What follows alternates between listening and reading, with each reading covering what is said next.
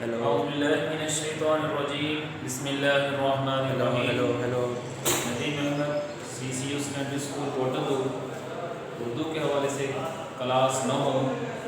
आज हमारा 5वां सबक है। सबसे पहले हम सबक के जो मुसन्निफ़ हैं उनका तारुफ। सबक का नाम नसूह और सलीम की गुफ्तगू। मुसन्निफ़ डिप्टी नज़ीर अहमद। पैदाइश उनकी 1831 में ज़िला बलनौर में हुई और मुसन्निफ़ के वालिद का नाम मौलवी सआदत अली था। इब्तदाई तालीम वालिद से हासिल करने के बाद दिल्ली आ गए, जहाँ मौलवी अब्दुल खालिक के शागिर्द हुए। बाद में दिल्ली कॉलेज में दाखिला लिया। अब वहाँ से फारिग तहसील होने के बाद अमली ज़िंदगी का आगाज़ कुंजाह ज़िला गुजरात में एक स्कूल में मुदर्रिस की हैसियत से किया। थोड़े दिनों बाद डिप्टी इंस्पेक्टर मदारिस मुकर्रर हुए। 1861 में इंडियन पैनल कोड के तर्जमे की वजह से पहले तहसीलदार और बाद में अफसर बंदोबस्त बने। सर सालारे जंग के एमा पर उनके हुक्म पर अंग्रेजी मुलाजमत छोड़कर हैदराबाद दक्कन की मुलाजमत अख्तियार की। एक अरसे तक वहाँ खिदमत अंजाम देने के बाद मुलाजमत छोड़कर दिल्ली आ गए और बकिया ज़िंदगी वहीं गुजारी। आपके नावल इसलाही अंदाज में कि हामिल हैं, क्योंकि उन्होंने मुसलमानों की इस्लाह का काम लिया। अपने नावलों से मुसलमानों की इस्लाह की उन्होंने। अगरचे डिप्टी नज़ीर अहमद की मकसद पसंदी ने नावल के फ़न को किसी हद तक मुतासिर किया, लेकिन ये मकसदियत उनके असलूब बयान की लिताफत और चाशनी को ख़त्म नहीं कर सकती। उनकी ज़ुबान इल्मी भी है और अवामी भी है। मुआशरती रुकावटों के अनादार मुहावरों के इस्तेमाल का उन्हें मलका हासिल है, बहुत बड़ा तजर्बा उनको हासिल है इस चीज़ का। बिलखसूस औरतों की मखसूस ज़ुबान, मुहावरों और मुकालमों के वो उस्ताद तस्लीम किए जाते हैं। नज़ीर अहमद दहली का शुमार उर्दू के अरकान खमसा में होता है। आप उर्दू नावल के पहले नावल नगार। आपके नावलों में मिरातुल उरूस, बैनातुन नाश, तौबतुन नसूह, फसाना मुब्तला और इब्नुल वक्त ज़्यादा अहम है। सबक नसूह और सलीम की गुफ्तगू जो डिप्टी नज़ीर अहमद ने लिखा है। सबसे पहले हम सबक को पढ़ेंगे, रीडिंग के बाद उसके फिर अल्फाज की मीनिंग और इसकी तशरीह होगी। फिर सबक इसको पढ़ने का मकसद, इस सबक के पढ़ने का मकसद क्या है कि हमें पढ़ने के से क्या फ़ायदा होगा। इस सबक को तलबा को उर्दू नावल की इब्तदाई सूरत से मुतारिफ़ कराया जाएगा कि सूरत इब्तदाई नावल जो है किस तरह के थे, और आदाब मुआशरा से आगाह किया जाएगा इसमें, और ज़बान की सलासत और मुहावरात के इस्तेमाल से रोशनास कराया जाएगा कि किस तरह मुहावरात इस्तेमाल किए जाते हैं। तारुफ इसका, दिल्ली में एक साल हैज़े की सख्त वबा आई। सबक का तारुफ बयान किया जा रहा है। नसूह भी दीगर अफराद की तरह हैज़े में मुब्तला हुआ और समझा कि मौत करीब है। मायूसी के आलम में उसे आक़िबत की फिक्र हुई। डॉक्टर ने उसे ख्वाब आवर दवा दी तो वो सो गया। ख्वाब में उसने मरने के बाद आक़िबत के दिल दहला देने वाले मनाज़िर देखे, यानी क़यामत के दिल दहला देने वाले मंजर उसने देखे अपने ख्वाब में। तो वो हड़बड़ाकर उठ बैठा, डर गया, खौफज़दा हो गया। ख्वाब से बेदार होकर नसूह को अपनी और अपने ख़ानदान की बेमकसद ज़िंदगी के बारे में ख्याल हुआ। बहुत अफसोस हुआ कि उसने गुज़श्ता ज़िंदगी की तलाफ़ी का अहद करके अपनी बीवी फहमीदा को ख़ानदान की इस्लाह के लिए अपना मददगार बना लिया। इसी सिलसिले में एक रोज़ अपने बेटे सलीम को बाला खाने पर सुबह के वक्त बेदारा के ज़रिए बुला भेजा। आज तो मियाँ बीवी में ये कौल करार हुआ। अगले दिन छोटा बेटा सलीम अभी सोकर नहीं उठा था कि बेदारा ने आज जगाया कि साहबजादे उठिए, बाला खाने पर मियाँ बुलाते हैं। सलीम की उम्र उस वक़्त कुछ कम 10 बरस की थी। सलीम ने जो तलब की खबर सुनी, घबराकर उठ खड़ा हुआ और जल्दी से हाथ मुंह धोकर माँ से आकर पूछने लगा, अम्मा जान, तुमको मालूम है अब्बा जान ने क्यों बुलाया है? माँ, मुझको खबर नहीं है। सलीम, कुछ खफा तो नहीं है? माँ, अभी तो कोठे पर से नहीं उतरे। सलीम, बेदारा तुझको कुछ मालूम है? बेदारा, मियाँ, मैं ऊपर लोटा लेने गई थी तो मियाँ अकेले बैठे हुए किताब पढ़ रहे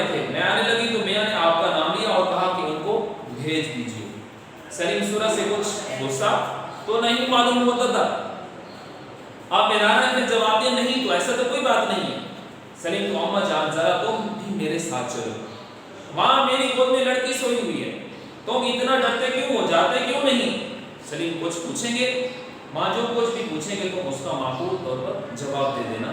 माँ जो कुछ भी पूछेंगे तो उसका अच्छे तरीके से अच्छे अंदाज में जवाब दे देना। कर सलीम डरता डरता ऊपर गया और सलाम करके अलग जा खड़ा हुआ। बाप ने प्यार से बुलाकर पास बिठा लिया और पूछा, बाप क्यों साहब आज मदरसे नहीं गए? तो बेटा जी बस जाता हूँ, अभी कोई घंटे भर की देर और है। तो इसके कुछ अल्फाज नहीं है।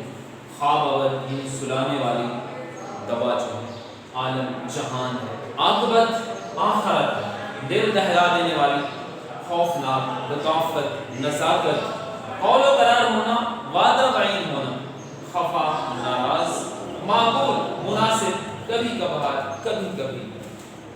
अब यहाँ जो है डिप्टी नज़ीर अहमद मुसन्निफ हैं इस सबक के, वो लिखते हैं कि एक घर की हाल हवाल लिख रहे हैं कि वो कहते हैं कि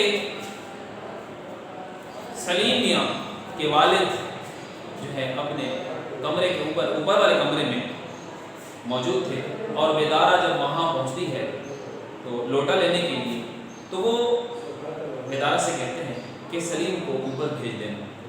अब सलीम जो है, अब बेदारा जब वापस नीचे आती है तो वो सलीम मियाँ को कहती है कि ऊपर जो है आपको मियाँ साहब बुला रहे हैं। अब जब वो सुनता है कि वालिद साहब मुझे बुला रहे हैं तो वो डर जाता है, खौफ खाता है कि पता नहीं वालिद साहब क्यों बुला रहे हैं, क्या वजह है, क्या मुझे कहते हैं। तो फौरन वो अपनी अम्मी से कहते हैं कि अब्बा जी मुझे बुला रहे हैं, खैरियत तो है? तो उन्होंने जवाब दिया मुझे तो कोई खबर नहीं है। अब फिर वो पूछते क्या वो गुस्से में तो नहीं है, क्या वो नाराज तो नहीं है? अब वो कहते मुझे तो पता नहीं है, आप ऊपर चले जाएं। कहते हैं क्या मुझसे पूछेंगे? तो वादा कहते हैं जो कुछ आपसे पूछेंगे आप उसका अच्छे तरीके से जवाब दे देना। फिर बेदारा से पूछते हैं कि वालिद साहब की तबीयत कैसी थी, गुस्से में तो नहीं थे, नाराजगी का इजहार तो नहीं था?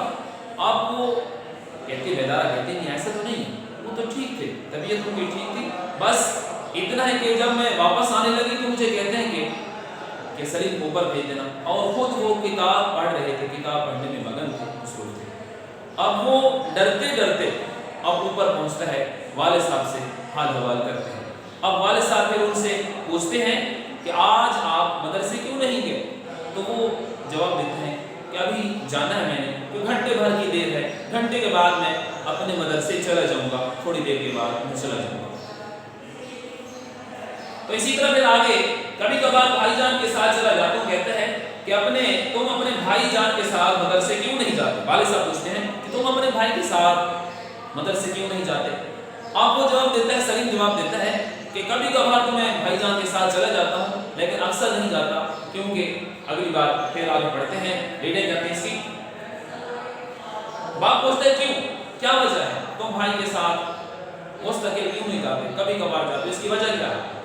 बेटा अगले महीने इम्तिहान होने वाला है, छोटे भाईजान इसी के वास्ते तैयारी कर रहे हैं, सुबह सवेरे उठकर किसी हम जमात के यहाँ चले जाते हैं, वहाँ उनको देर हो जाती है तो फिर घर भी नहीं आते। मैं जाता हूँ तो उनको मदरसे में पाता हूँ। क्या अपने घर में जगह नहीं है कि दूसरों के यहाँ जाते हैं?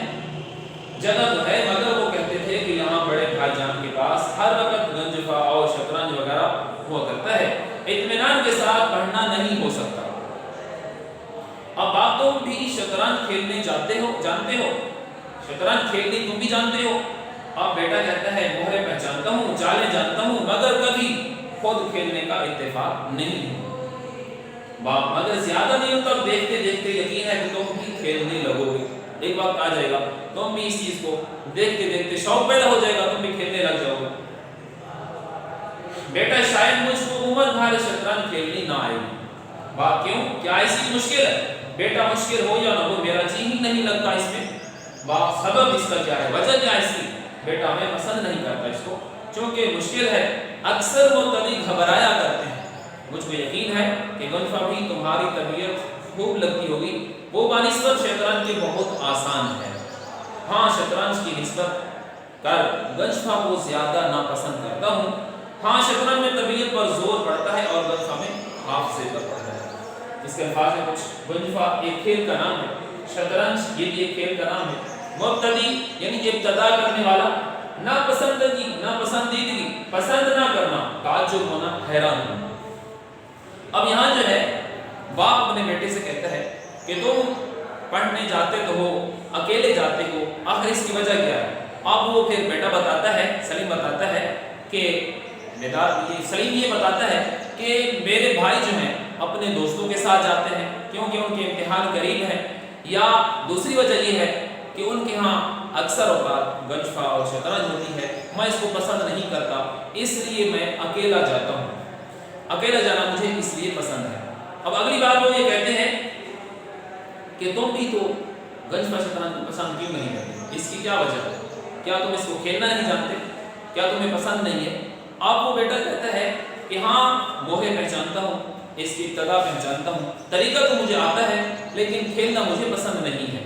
اب باپ کہتا ہے آخر ایک وقت آئے گا دیکھ دیکھ کر تمہارا بھی دل چاہے گا کھیلنے کو، لیکن سلیم کہتے ہیں کہ نہیں، مجھے لگتا ہے ایسا زندگی میں کبھی نہیں ہوگا، دیکھتا تو رہوں گا لیکن کھیلنے کی نوبت کبھی نہیں آئے گی، کیونکہ مجھے یہ پسند ہی نہیں ہے۔ ابتدا کر لیتا اگر مجھے پسند ہوتی، کیونکہ پسند نہیں ہے اسی وجہ سے میں اس کو کھیلنا نہیں چاہتا، ہو سکتا ہے کہ ساری زندگی مجھے یہ کھیلنا نہ آئے۔ اب اگلی بات، میری ناپسندیدگی کا کچھ خاص کر یہی سبب نہیں ہے بلکہ مجھ کو سارے کھیل برے معلوم ہوتے ہیں۔ سلیم کہتے ہیں کہ مجھے اصل وجہ یہ ہے کہ مجھے ان کھیلوں سے نفرت ہو گئی ہے، مجھے کوئی بھی کھیل پسند نہیں ہے، تمہاری اس بات سے مجھ کو تعجب ہوتا ہے اور میں تم سے تمہاری ناپسندیدگی کا اصل سبب سننا چاہتا ہوں، کیونکہ شاید آپ سے 5 یا 6 مہینے پہلے جن دنوں میں باہر کے مکان میں بیٹھا کرتا تھا، میں نے خود تم کو ہر طرح کے کھیلوں میں نہایت شوق کے ساتھ شریک ہوتے دیکھا تھا۔ آپ درست فرماتے ہیں، میں ہمیشہ کھیل کے پیچھے دیوانہ بنا رہتا تھا، مگر آپ کو مجھ کو ایک دلی نفرت ہو گئی ہے، آخر اس کا کوئی سبب خاص ہوگا۔